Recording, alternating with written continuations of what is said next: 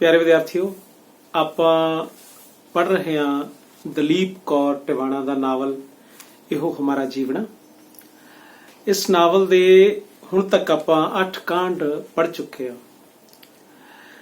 9वां कांड ਆਪਾਂ ਅੱਜ शुरू करांगे। 8वें कांड ਦੇ ਵਿੱਚ ਜਿਵੇਂ ਆਪਾਂ ਦੇਖਿਆ ਕਿ ਭਾਨੋ ਜਿਹੜੀ ਹੈ ਉਹ ਬੜੀ ਖੁਸ਼ ਹੈ।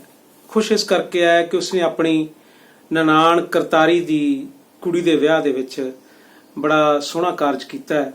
ਉਸਨੂੰ ਬੜੀ ਸੰਤੁਸ਼ਟੀ ਹੈ, ਲੇਕਿਨ ਉਸਨੂੰ ਨਹੀਂ ਪਤਾ ਕਿ ਉਸ ਦੀ ਨਣਦ ਦੀ ਕੁੜੀ ਦੇ ਵਿਆਹ ਦੇ ਵਿੱਚ, ਯਾਨੀ ਉਹਨਾਂ ਦੀ ਦੋਹਤੀ ਦੇ ਵਿਆਹ ਦੇ ਵਿੱਚ ਹੀ ਉਹਦੀ ਅਗਲੀ ਤਰਾਸਦੀ ਦਾ ਬੀਜ ਜਿਹੜਾ ਉਹ ਬੀਜਿਆ ਜਾ ਚੁੱਕਾ,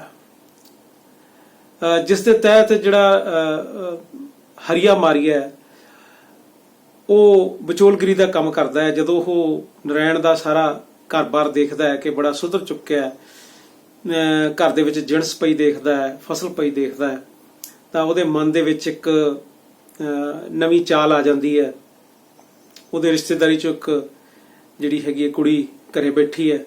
ਉਹ ਸੋਚਦਾ ਕਿ ਕਿਉਂ ਨਾ ਨਰੈਣ ਨਾਲ ਉਸ ਦਾ ਜਿਹੜਾ ਉਹ ਕਿਸੇ ਨਾ ਕਿਸੇ ਤਰ੍ਹਾਂ ਰਿਸ਼ਤਾ ਕਰ ਦਿੱਤਾ ਜਾਏ, ਤੇ ਜਿਹੜੀ ਭਾਨੋ ਹੈਗੀ ਹੈ ਉਹਨੂੰ ਗਾਂ ਉਹ ਅੱਗੇ ਵੇਚਣ ਵਾਲੀ ਗੱਲ ਜਿਹੜੀ ਹੈ 600 ਰੁਪਏ ਦੇ ਵਿੱਚ ਕਰ ਲੈਂਦਾ। ਤੁਸੀਂ ਇਹ ਹਿਸਾਬ ਲਾਓ ਕਿ ਡਾਕਟਰ ਦਲੀਪ ਕੌਰ ਟਿਵਾਣਾ ਜਿਸ ਵੇਲੇ ਦਾ ਜ਼ਿਕਰ ਕਰਦੀ ਹੈ, ਜਿਹੜੇ ਸਮਿਆਂ ਦਾ ਪੰਜਾਬ ਦੇ ਪਿੰਡਾਂ ਦਾ ਜ਼ਿਕਰ ਕਰਦੀ ਹੈ, ਉਹਨਾਂ ਸਮਿਆਂ ਦੇ ਵਿੱਚ ਸਾਡੀਆਂ ਔਰਤਾਂ ਦੀ, ਸਾਡੀਆਂ ਤ੍ਰੀਮਤਾਂ ਦੀ, ਸਾਡੀਆਂ ਜਿਹੜੀਆਂ ਸਵਾਣੀਆਂ ਦੀ ਕਿੰਨੀ ਕੁ ਇੱਜ਼ਤ ਸੀ ਆਪਣੇ ਘਰਾਂ ਦੇ ਵਿੱਚ, ਸਮਾਜ ਦੇ ਵਿੱਚ। ਅਸੀਂ ਕਹਿੰਦੇ ਹਾਂ ਕਿ ਅੱਜ ਦੇ ਦੌਰ ਦੇ ਵਿੱਚ ਔਰਤ ਦੀ ਸਥਿਤੀ ਮਾੜੀ ਹੈ। ਔਰਤ ਦੀ ਸਥਿਤੀ ਬਹੁਤ ਲੰਬੇ ਸਮੇਂ ਤੋਂ ਮਾੜੀ ਚੱਲੀ ਆ ਰਹੀ ਹੈ, ਔਰ ਉਸਦੇ ਮਾੜੇਪਣ ਦੀਆਂ ਕਿਸਮਾਂ ਜਿਹੜੀਆਂ ਨੇ ਉਹ ਬਦਲ ਰਹੀਆਂ ਨੇ। ਉਹਨਾਂ ਸਮੇਂ ਦੇ ਵਿੱਚ ਇਸ ਤਰ੍ਹਾਂ ਦੇ ਤਿਰਸਕਾਰ ਸੀਗੇ, ਲੇਕਿਨ ਅੱਜ ਦੇ ਸਮੇਂ 'ਚ ਅਸੀਂ ਦੇਖਦੇ ਹਾਂ ਕਿ ਬਲਾਤਕਾਰ ਦੀਆਂ ਘਟਨਾਵਾਂ ਅਸੀਂ ਸੁਣ ਰਹੇ ਹਾਂ। ਬਲਾਤਕਾਰ ਦੇ ਨਾਲ ਨਾਲ ਅਸੀਂ ਜਿਹੜੀਆਂ ਤੇਜ਼ਾਬ ਸੁੱਟਣ ਦੀਆਂ ਘਟਨਾਵਾਂ ਸੁਣ ਰਹੇ ਹਾਂ, ਔਰਤਾਂ ਦੇ ਉੱਤੇ, ਲੜਕੀਆਂ ਦੇ ਉੱਤੇ ਤੇਜ਼ਾਬ ਸੁੱਟਣ ਦੀਆਂ ਘਟਨਾਵਾਂ ਜਿਹੜੀਆਂ ਹੋ ਰਹੀਆਂ ਨੇ। ਬੇਸ਼ੱਕ ਕਾਨੂੰਨ ਵੀ ਬਹੁਤ ਬਣ ਗਏ ਨੇ, ਲੇਕਿਨ ਇਸ ਦੇ ਬਾਵਜੂਦ ਵੀ ਅਸੀਂ ਔਰਤ ਦੀ ਇੱਜ਼ਤ ਜਿਹੜੀ ਹੈ ਉਹ ਉਸ ਢੰਗ ਨਾਲ ਬਹਾਲ ਨਹੀਂ ਕਰ ਸਕੇ ਜਿਸ ਢੰਗ ਨਾਲ ਉਸ ਦੀ ਇੱਜ਼ਤ ਬਹਾਲ ਹੋਣੀ ਚਾਹੀਦੀ ਸੀ। ਸੋ 9ਵਾਂ ਐਪੀਸੋਡ ਆਪਾਂ ਸ਼ੁਰੂ ਕਰਦੇ ਹਾਂ। ਹੋਰਨਾਂ ਦਿਨਾਂ ਵਰਗਾ ਹੀ ਦਿਨ ਪੌ ਫੁੱਟੀ, ਦੁੱਤਾਂ ਪੁੱਤਾਂ ਵਾਲੀਆਂ ਜਾਗੀਆਂ, ਮੋਗਿਆਂ ਵਿੱਚ ਧੂਏ ਨਿਕਲਣ ਲੱਗੇ, ਮਧਾਣੀਆਂ ਖੜਕੀਆਂ। 2-3 ਵਾਰੀ ਮੈਸ ਰਿੰਗੀ ਤਾਂ ਨਰੈਣ ਦੀ ਅੱਖ ਖੁੱਲ ਗਈ। ਉਸਨੇ ਦੇਖਿਆ ਤਾਂ ਨਾ ਦੀਵਾ ਟੰਗਿਆ ਹੋਇਆ ਸੀ। ਉਸਨੇ ਦੇਖਿਆ ਤਾਂ ਨਾ ਦੀਵਾ ਟੰਗਿਆ ਹੋਇਆ ਸੀ, ਨਾ ਚਾਹ ਧਰੀ ਹੋਈ ਸੀ। ਮੈਂ ਦੀ ਧਾਰ ਵੀ ਨਹੀਂ ਸੀ ਕੱਢੀ, ਜਿਸ ਕਰਕੇ ਉਹ ਰਿੰਗ ਰਹੀ ਸੀ। ਪਸ਼ੂ ਨੂੰ ਜਦੋਂ ਚੋਣ ਦਾ, ਧਾਰ ਚੋਣ ਦਾ ਸਮਾਂ ਹੋ ਜਾਂਦਾ, ਜੇ ਉਸ ਤੋਂ ਸਮਾਂ ਟੱਪ ਜੇ ਤਾਂ ਪਸ਼ੂ ਜਿਹੜਾ ਉਹ ਰੰਬਣ ਲੱਗ ਜਾਂਦਾ ਹੈ। ਮਤਲਬ ਉਹ ਚਾਹੁੰਦਾ ਹੁੰਦਾ ਕਿ ਉਹ ਸੌਖਾ ਹੋ ਸਕੇ, ਲੇਵੇ ਦੇ ਵਿੱਚ ਭਾਰ ਜਿਹੜਾ ਉਹ ਬਹੁਤ ਹੋ ਜਾਂਦਾ। ਮੈਂ ਦੀ ਧਾਰ ਵੀ ਨਹੀਂ ਸੀ ਕੱਢੀ, ਜਿਸ ਕਰਕੇ ਉਹ ਰਿੰਗ ਰਹੀ ਸੀ। ਭਾਨੋ ਉਸੇ ਤਰ੍ਹਾਂ ਸੁੱਤੀ ਹੋਈ ਸੀ। ਅੱਗੇ ਤਾਂ ਕਦੇ ਇਹੋ ਨਹੀਂ ਸੀ ਹੋਇਆ। ਥੱਕ ਗਈ ਵਿਆਹ 'ਚ ਕੰਮ ਕਰਦੀ, ਨਰੈਣ ਨੂੰ ਖਿਆਲ ਆਇਆ। ਭਾਨੋ ਉੱਠ, ਦਿਨ ਚੜ ਗਿਆ। ਉਸਨੇ ਭਾਨੋ ਦੀ ਬਾਂਹ ਹਲੂਣ ਕੇ ਆਖਿਆ। ਭਾਨੋ ਹੜਬੜਾ ਕੇ ਉੱਠ ਬੈਠੀ। ਕਾਲੀ ਕਾਲੀ ਉਸਨੇ ਦੀਵਾ ਟੰਗਿਆ, ਅੱਗ ਬਾਲ ਕੇ ਚਾਹ ਧਰੀ, ਦੁੱਧ ਪਰੁੰਨਿਆ। 4 ਕੁ ਗੇੜੇ ਦੇ ਕੇ ਉਸਨੇ ਨਰੈਣ ਨੂੰ ਕਿਹਾ, ਅੱਜ ਜੀ ਤੂੰ ਨਹੀਂ ਰਿੜਕ ਲੇਗਾ ਦੁੱਧ, ਮੇਰੀਆਂ ਤਾਂ ਬਾਹਾਂ ਜਣੀ ਕੰਮ ਜਾਂ ਨਹੀਂ ਕਰਦੀਆਂ। ਕਿਉਂ ਕੰਮ ਨਹੀਂ ਕਰਦੀਆਂ? ਕਿ ਉਹਨੂੰ ਇੱਕ ਨਵੀਂ ਕਿਸਮ ਦਾ ਮਾਨਸਿਕ ਬੋਝ ਜਿਹੜਾ ਉਹ ਚੁੰਬੜ ਚੁੱਕਿਆ ਹੈ ਕਿ ਉਸਨੂੰ ਇਸ ਥਾਂ ਤੇ ਵੀ ਕੁਦਰਤ ਨੇ ਸੌਖੇ ਵਸਣ ਨਹੀਂ ਦੇਣਾ। ਬਾਹਾਂ ਨੂੰ ਕੀ ਦੋਸ਼ ਹੈ? ਥੋੜਾ ਟੁੱਟ ਮਰੀਆਂ ਵਿਆਹ 'ਚ, ਏਡਾ ਕਿ ਕਿਸੇ ਸਹੁਰੇ ਤੋਂ ਇਨਾਮ ਲੈਣਾ ਸੀ? ਤੂੰ ਪਹਿਲਾਂ ਚਾਹ ਕਰ ਦੇ, ਅਮਲ ਦਾ ਭੋਰਾ ਲੈ ਕੇ ਮੈਂ ਦੇ ਦੇਣਾ 4 ਗੇੜੇ। ਭਾਨੋ ਉੱਠ ਕੇ ਧਾਰ ਕੱਢਣ ਜਾ ਲੱਗੀ। ਮੱਝ ਨੇ ਕਈ ਵਾਰੀ ਬੂਥੀ ਭਾਨੋ ਵੱਲ ਮੋੜੀ। ਉਸਨੂੰ ਅੱਗੇ ਵਾਂਗ ਮੱਝ ਦੇ ਮੂੰਹ ਉੱਤੇ 1-2 ਧਾਰਾਂ ਮਾਰਨ ਦਾ ਅੱਜ ਖਬਰੇ ਚੇਤਾ ਹੀ ਨਹੀਂ ਸੀ ਰਿਹਾ। ਪਸ਼ੂ ਨੂੰ ਜਦੋਂ ਸਵਾਣੀਆਂ ਚਾਹੁੰਦੀਆਂ ਨੇ ਜਾਂ ਜਿਹੜੇ ਪਾਲਕ ਆ ਉਹ ਚਾਹੁੰਦੇ ਨੇ, ਤਾਂ ਬਾਲਟੀ ਦੇ ਵਿੱਚ ਧਾਰਾ ਮਾਰਨ ਤੋਂ ਪਹਿਲਾਂ ਜਦੋਂ ਮੱਝ ਪਸਮ ਜਾਂਦੀ ਹੈ ਜਾਂ ਗਾਂ ਪਸਮ ਜਾਂਦੀ ਹੈ ਤਾਂ ਉਹਨੂੰ ਇੱਕ ਧਾਰ ਜਿਹੜੀ ਹੈ ਉਹਦੇ ਮੂੰਹ ਤੇ ਮਾਰੀ ਜਾਂਦੀ ਹੈ, ਜਿਸ ਨੂੰ ਉਹ ਆਪਦੀ ਜੀਭ ਨਾਲ ਚੱਟਦੀ ਹੈ। ਤਾਂ ਇਸ ਤਰ੍ਹਾਂ ਕਰਨ ਨਾਲ ਇੱਕ ਪਸ਼ੂ ਜਿਹੜਾ ਹੈ ਇੱਕ ਸਤਿਕਾਰ ਮਹਿਸੂਸ ਕਰਦਾ ਹੈ ਔਰ ਮਾਣ ਮਹਿਸੂਸ ਕਰਦਾ ਹੈ ਕਿ ਉਹ ਦੁੱਧ ਦੇ ਰਿਹਾ ਹੈ।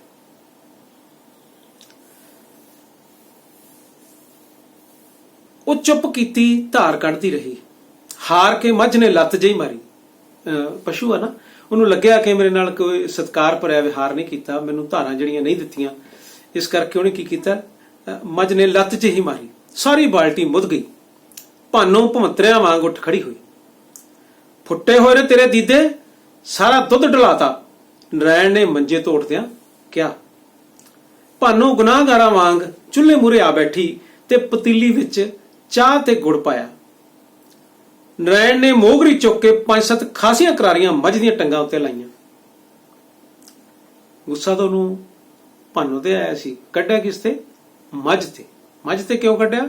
ਕਿਉਂਕਿ ਭਾਨੋਂ ਨੂੰ ਤਾਂ ਹੁਣ ਉਹਨੇ ਵਰਤਣਾ ਸੀ, ਉਹਨੂੰ ਵੇਚ ਕੇ 600 ਰੁਪਇਆ ਵਟਣਾ ਸੀ ਤੇ ਨਵੀਂ ਔਰਤ ਜਿਹੜੀ ਹੈ ਘਰੇ ਲੈ ਕੇ ਆਉਣੀ ਸੀ।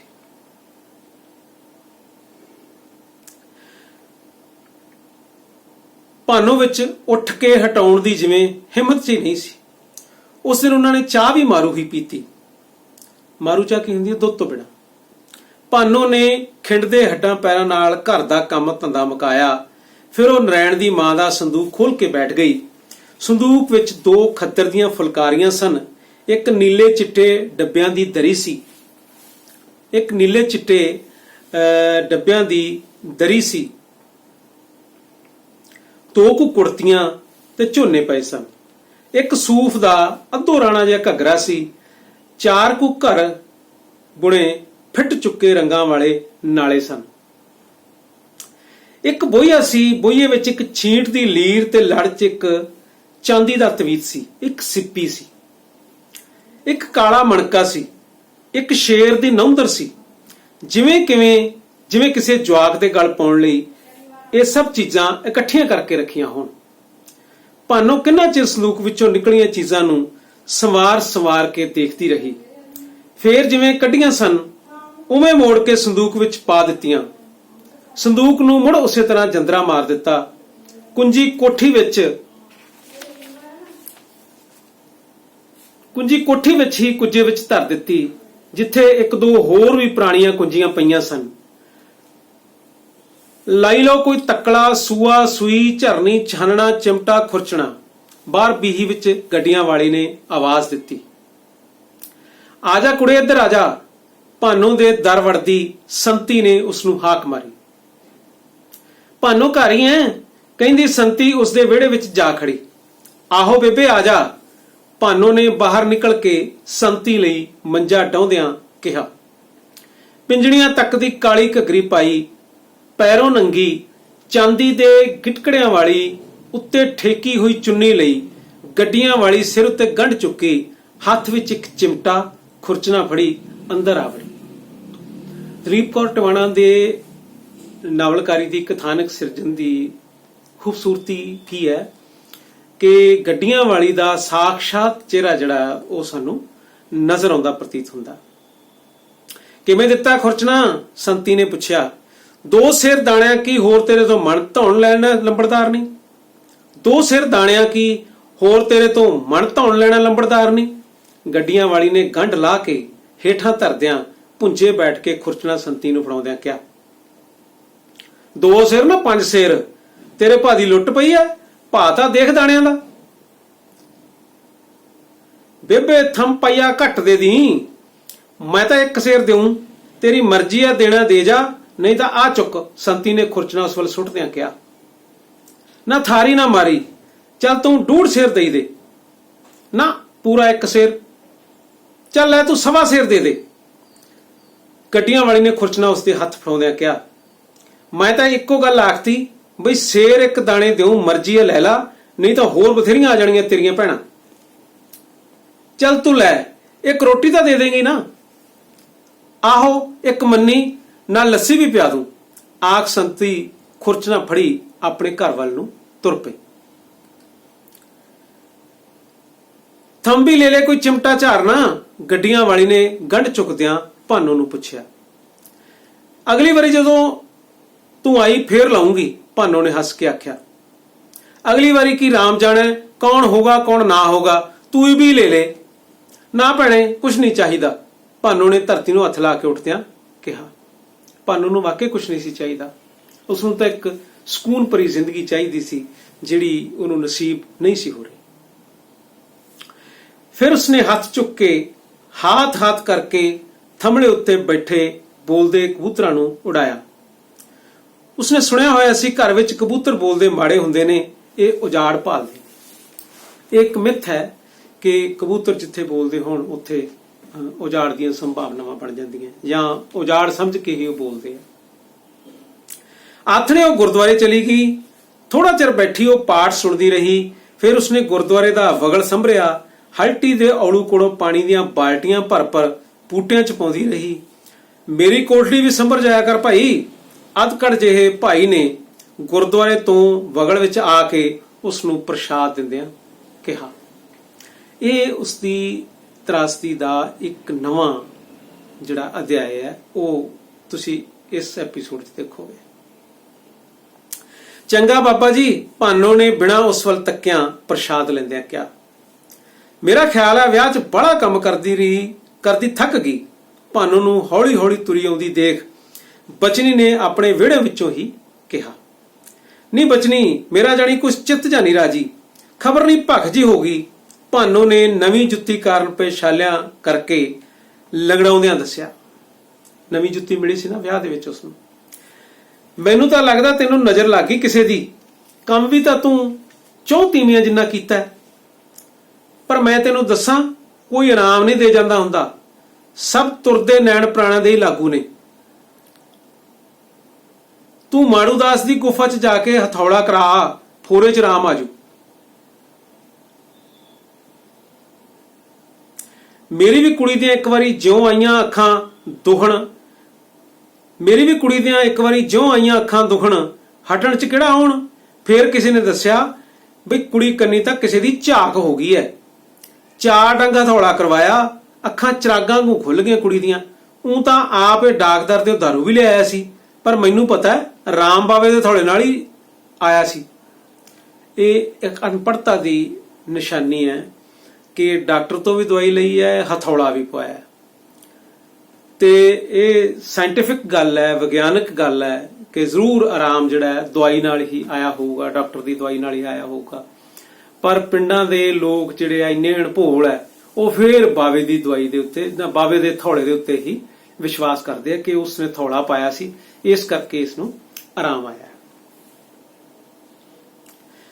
ਲੈ ਆਪੇ ਆਜੂ ਰਾਮ, ਕੀ ਹੁੰਦਾ ਆਪਾਂ ਨੂੰ, ਕਹਿੰਦੀ ਭਾਨੋ ਨੇ ਬਚਨੀ ਦਾ ਪੰਪ ਗੇੜ ਕੇ ਓਕ ਨਾਲ ਹੀ ਕਿੰਨਾ ਸਾਰਾ ਪਾਣੀ ਪੀਤਾ। ਤੂੰ ਗਲਾਸ ਲੈ ਲੈ, ਬਚਨੀ ਨੇ ਸੰਨੀ ਰਲਾਉਂਦੀ ਨੇ ਕਿਹਾ। ਬਸ ਕੋਈ ਨਹੀਂ, ਭਾਨੋ ਨੇ ਕਿਹਾ। ਕੁੜਤੀ ਦੀਆਂ ਕੁਣੀਆਂ ਤੱਕ ਚਲਿਆ ਗਿਆ ਪਾਣੀ ਨਿਚੋੜਦੀ ਉਹ ਆਪਣੇ ਘਰ ਨੂੰ ਤੁਰ ਪਈ। ਘਰ ਆ ਕੇ ਉਸਨੇ ਘੱਗਰਾ ਲਾ ਕੇ ਟੰਗਣੇ ਉੱਤੇ ਧਰਿਆ, ਸੰਦੂਕ ਹੇਠਾਂ ਜੁੱਤੀ ਖੋਲੀ, ਹਾਰੇ ਵਿੱਚੋਂ ਕੱਢ ਕੇ ਦਾਲ ਘੋਟੀ, ਰੋਟੀ ਲਾਹੀ। ਫਿਰ ਜਿਵੇਂ ਉਸਦੇ ਕਾਲਜੇ ਵਿੱਚ ਖੋਜ ਹੀ ਪਈ, ਉਸਨੇ ਕੌਲੀ ਵਿੱਚ ਦਾਲ ਪਾਈ ਤੇ ਹੱਥ ਉੱਤੇ 2 ਰੋਟੀਆਂ ਧਰ ਕੇ ਖਾਣ ਲੱਗ ਪਈ। ਅੱਜ ਤਾਂ ਬੁਰਕੀ ਜਾਣੀ ਉਸਦੇ ਮੂੰਹ ਵਿੱਚ ਫੁੱਲਦੀ ਸੀ। ਅੱਧੀ ਕੁ ਰੋਟੀ ਖਾ ਕੇ ਬਾਕੀ ਦੀ 1.5 ਰੋਟੀ ਉਸਨੇ ਕੁੱਤੇ ਨੂੰ ਪਾ ਦਿੱਤੀ ਤੇ ਉੱਠ ਕੇ ਹੱਥ ਧੋ ਲਏ। ਫਿਰ ਖਬਰੇ ਉਸਦੇ ਚਿੱਤ 'ਚ ਕੀ ਆਈ, ਚੱਕੀ ਉੱਤੇ ਮਹਿ ਦਾ ਦਾਣਾ ਦਲਣ ਲੱਗੀ। ਅੱਗੇ ਨਾ ਪਿੱਛੇ, ਪਰ ਅੱਜ ਭਾਨੋ ਦਾਣਾ ਦਲ ਰਹੀ ਸੀ। ਛੱਡ ਪਰੇ ਭਾਨੋ, ਮਸ਼ੀਨ ਤੇ ਦਲਾ ਲਿਆਵਾਂਗੇ, ਨਰਾਇਣ ਨੇ ਉਸਨੂੰ ਦਾਣਾ ਦਲਦੀ ਨੂੰ ਦੇਖ ਕੇ ਕਿਹਾ। ਖਬਰੇ ਚੱਕੀ ਦੇ ਖੜਕੇ 'ਚ ਗੱਲ ਭਾਨੋ ਨੂੰ ਸੁਣੀ ਜਾਂ ਨਾ ਸੁਣੀ, ਜਾਂ ਸੁਣ ਕੇ ਉਸਨੇ ਗੌਲੀ ਨਹੀਂ, ਉਸੇ ਤਰ੍ਹਾਂ ਦਾਣਾ ਦਲਦੀ ਰਹੀ। ਭਾਨੋ ਅੱਜ ਤੈਨੂੰ ਕੀ ਹੋ ਗਿਆ, ਨਰਾਇਣ ਨੇ ਚੱਕੀ ਦਾ ਹੱਥਾ ਫੜਦਿਆਂ ਕਿਹਾ। ਭਖ ਜੀ ਹੋ ਗਈ ਸੀ, ਮੈਂ ਕਿਹਾ ਪਸੀਨਾ ਆ ਕੇ ਆਰਾਮ ਆ ਜਾਊਗਾ। ਆਪ ਦੀ ਉਹ ਡਾਕਟਰੀ ਘੁੱਟਣ ਬੈਠ ਜਾਨੀ ਹੈ। ਭਖ ਜੀ ਹੋ ਗਈ ਤਾਂ ਚੱਕੀ ਪੀਣ ਬੈਠ ਜਾਓ, ਦੇਖ ਤਾਂ ਮੂੰਹ ਕਿਵੇਂ ਜਿਵੇਂ ਦੱਬ ਕੇ ਕੱਢੀ ਹੁੰਨੀ ਹੈ। ਨਰਾਇਣ ਨੇ ਉਸਨੂੰ ਪੀੜੀ ਤੋਂ ਉਠਾਲਦਿਆਂ ਕਿਹਾ। ਆਏ ਨਹੀਂ ਮੈਨੂੰ ਕੁਛ ਹੁੰਦਾ, ਬੇਲੋੜਿਆ ਬੰਦੇ ਦੀ ਤਾਂ ਰੱਬ ਨੂੰ ਵੀ ਲੋੜ ਨਹੀਂ। ਇੱਕ ਨਹੋਰਾ ਮਾਰਦੀ ਆ। ਲੋੜ ਨਹੀਂ, ਮੈਂ ਤੇ ਤੇਰਾ ਬਿਨਾ ਯਤੀਮ ਆ, ਯਤੀਮ ਜਿਹਦਾ ਨਾ ਕੋਈ ਹੋਰ ਅੰਮਾ ਨਾ ਬਾਬਾ। ਤੂੰ ਪੈ ਜਾ ਲੀੜਾ ਲੈ ਕੇ, ਮੈਂ ਜੇਠੂ ਨਾਈ ਤੋਂ ਪੁੜੀਆਂ ਲੈ ਕੇ ਆਉਣਾ, ਚਾਹ ਧਰ ਲੈ ਕੈੜੀ ਜੀ, ਫੋਰੇ ਚ ਰਾਮ ਆਜੂ। ਆਖਦਾ ਨਰੈਣ ਬਾਹਰ ਨੂੰ ਤੁਰ ਗਿਆ। ਚੂੜੀਆਂ ਚੜਾ ਲਓ ਚੂੜੀਆਂ, ਬਾਹਰ ਬੀਹੀ ਵਿੱਚ ਮੁਨਿਆਰੇ ਨੇ ਹੋਕਾ ਦਿੱਤਾ। ਤੁਸੀਂ ਸੁਨਿਆਰਾ ਸ਼ਬਦ ਸੁਣਿਆ ਹੋਊਗਾ, ਮੁਨਿਆਰਾ ਸ਼ਬਦ ਨਹੀਂ ਸੁਣਿਆ ਹੋਊਗਾ। ਜਿਹੜੇ ਬੰਦੇ ਸੋਨੇ ਦਾ ਕੰਮ ਕਰਦੇ ਆ ਉਹਨਾਂ ਨੂੰ ਸੁਨਿਆਰਾ ਕਹਿੰਦੇ ਆ, ਜਿਹੜੇ ਮਨਿਆਰੀ ਦਾ ਕੰਮ ਕਰਦੇ ਉਹਨਾਂ ਨੂੰ ਮੁਨਿਆਰਾ ਕਹਿੰਦੇ ਆ।